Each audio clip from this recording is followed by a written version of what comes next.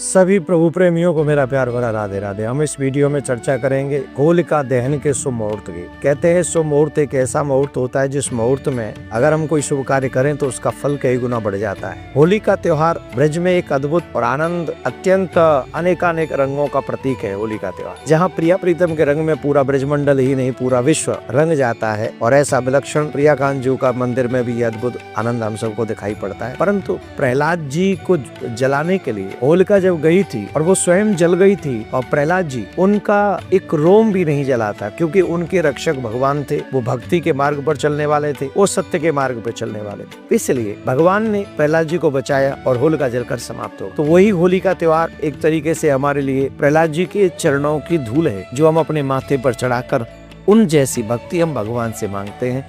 इसलिए श्रद्धा भाव से हमको होली का त्योहार मनाना चाहिए। और भद्रा क्योंकि शुभ नहीं मानी जाती है, बहुत क्रोधी स्वभाव की हैं, और भद्रा नक्षत्र में भद्रा जब आती है तब उस समय कोई शुभ कार्य नहीं होता है और वो शुभ नहीं माना जाता है। इसलिए भद्रा होने तक हम ये होलिका दहन नहीं कर सकते। तो होलिका का दहन हम लोग कौन से समय करें, वो मुहूर्त क्या होगा? तो जो बेस्ट टू बेस्ट टाइम है, जो शुभ मुहूर्त है, वो मैं आपको बता रहा हूँ। मैं आगे बताऊंगा, उससे पहले कुछ उपाय मैं आपको बताता हूँ कि इन देखो हमारे यहाँ कहते हैं ना कि जब होलिका दहन होती है तो हम लोग नई अनाज की अनाज हमारे घर में आता है तो वो बाल आती हैं तो उनको हम लोग होलिका को भी अर्पित करते हैं और अपने घर के बड़ों को। हमारे ब्रिज में तो राम राम करने जाते हैं कि वो अनाज के दाने लेके बाल जला के फिर उन सबको गांव में, हमारे गांव में बांटते हैं। हम लोग अपने घर के बड़ों को, छोटों को देते हैं।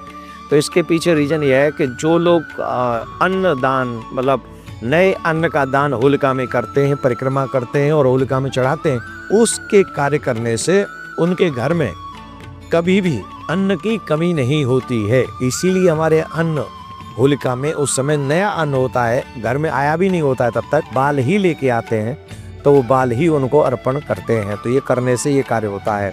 और एक और बात, देसी घी में भिगे हुए बतासे, लौंग और पान के पत्ते होलिका में डालने से क्या होगा? बड़ी समस्या है। हमारे घर में पैसा आता तो है पर रुकता नहीं, हमारा कर्ज बहुत बढ़ गया है, चुक नहीं रहा है। तो ऐसे लोगों को देसी घी में बतासे भिगोकर और लौंग उसमें रखकर होलिका को चढ़ाना चाहिए। तो उससे क्या होगा? आर्थिक समस्याओं का समाधान होगा। दूसरा, कपूर और हरी इलायची, इन दोनों को होलिका में चढ़ाने से जिनके घर से कभी बीमारियां नहीं जाती हैं, उनको कपूर और हरी इलायची मिलाकर होलिका को समर्पित करना चाहिए, जिससे घर की बीमारियों का समाधान होगा। लौंग और पान का पत्ता, ये होलिका में चढ़ाने से हमारी बीमारियां, हमारे रोग, जो बड़े बड़े रोग हैं, उनसे मुक्ति मिलती है। गेहूं बालियों का मैंने आपको बताया ही है। हवन सामग्री में देसी घी मिलाने से एक बहुत बड़ा उपाय होता है। कई लोग कहते हैं कि हम बड़े दुखी हैं, हमारे बच्चों का विवाह नहीं हो रहा है, ये समस्या है, वो समस्या है। तो ऐसे लोगों जिनके पर्सनल सुन रहे हैं इस वीडियो को, जिनके घर में समस्या है, विवाह के बच्चों की समस्या है, बच्चे सुन रहे हैं उनके विवाह की समस्या है, तो उन लोगों को चाहिए कि वो हवन सामग्री में देसी घी मिलाकर उस होलिका की जलती हुई अग्नि में डालें। ऐसा करने से उनके विवाह में जो प्रॉब्लम आ रही है वो समाप्त हो जाएंगी। तो अब मैं आपको बताता हूँ कि होलिका का शुभ मुहूर्त क्या है, और आप इस शुभ मुहूर्त में होलिका दहन करें। आप सबके लिए होली की बहुत बहुत शुभकामनाएं। प्रिया कांत जी कृपा करें कि आपके जीवन में यश, वैभव, तरक्की बनती रहे और आपके बच्चे यूं ही सनातन की सेवा करते रहें। होली आ रही है, अब देखना देवर भाभी को कैसे कैसे गुलाल लगाएंगे, तिलक लगाएंगे। और जो अच्छी भाभी भी होगी वो पैरों में गुलाल लगवाएगी। देवर हो, देवर बेटा होता है। अगर देवर को रंग लगाना है तो बड़ी भाभी के पैरों में गुलाल लगाना चाहिए।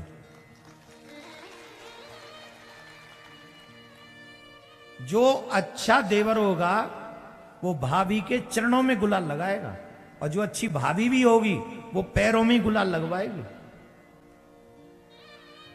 आजकल पैरों में लगाते गुलाल, गालों पे भाभी के गुलाल लगाओगे। देवर हो, देवर बेटा होता है, लेकिन बेटे में भी और देवर में भी भेद होता है, याद रखना। देवर जवान होता है और बेटा छोटा होता है।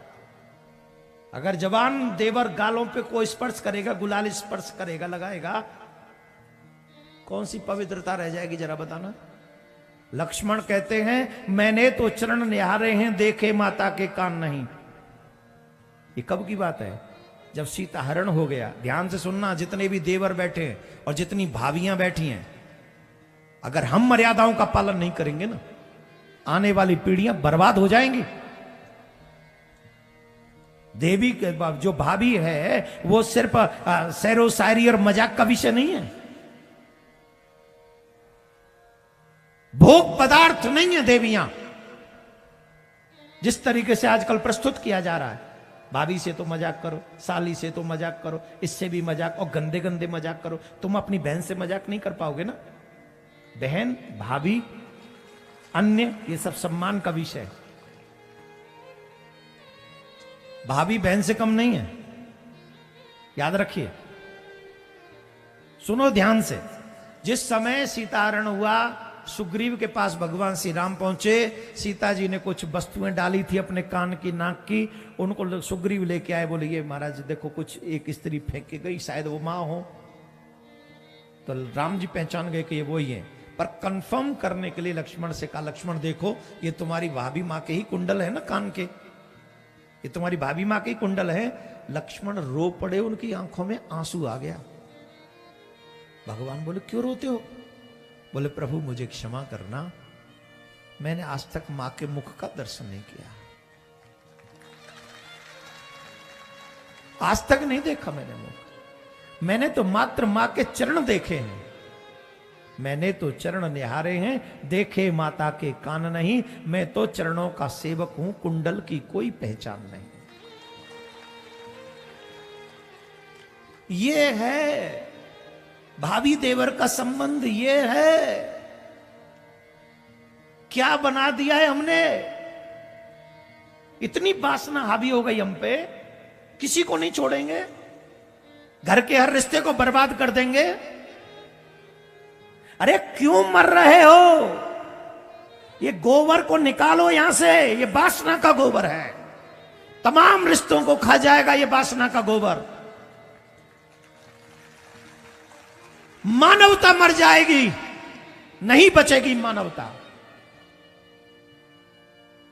इतने मजाकिया बन गए हो।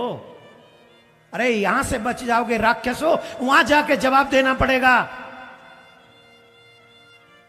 यमराज के यहां जवाब देना पड़ेगा। गुलाल लगाया तूने अपनी मां को, और किस भावना से लगाया बता? तेरे अंदर बैठे थे हम, हमने देखा तू कैसे गुलाल लगा रहा था, और मैं तो सिर्फ यहां का नाम ले रहा हूं मेरे प्यारे, क्योंकि यहां की मर्यादा है, यहां की मर्यादा है बोलने की। कोई और नहीं आए हमारी सभ्यता को नष्ट करने, वो वासना, वो भरी कुपड़ी हमारे हृदय में, हमने अपनी भावनाओं को, रिश्तों को बर्बाद कर रहे। सिर्फ मजाक का विषय नहीं है। गुलाल लगाओ ना, जैसे भैया के गाल पे तो नहीं लगाते, भैया के तो चरणों में लगाते हो, माथे पे लगाते हो। माथे पे तो वो सुहाग की बिंदी लगाती, तुम लगा नहीं सकते। भाई को तो लगा दोगे, भाभी को कैसे लगाओगे? वहां तो भैया का ही अधिकार है। भैया तुम्हारा तिलक लगाए, वहां बिंदी लगाई, मांग भरे, गालों पे भी भैया ही लगाए। वो भैया के काजी ब्याह के आई है, जैसे नंदलाल आज ब्याह गो, हाँ भैया के लिए आई है ना वो। अगर गालों पे लगाने का शौक है तो अपनी पत्नी के गालों पे जाके तिलक गुलाल लगाओ, मना हो रही अच्छी। और जिनकी पत्नी नहीं है वो अपने गालों पे लगा लो। इसको मजाक का विषय नहीं बनाने दे रहे, इसलिए हम इस चीज को, इस होली पे देवर भाभी ढंग से सुने इस वीडियो को।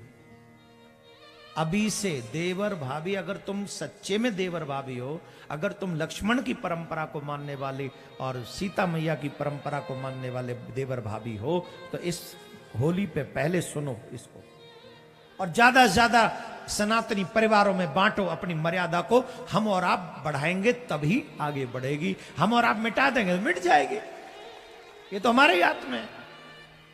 बोलो राधे राधे।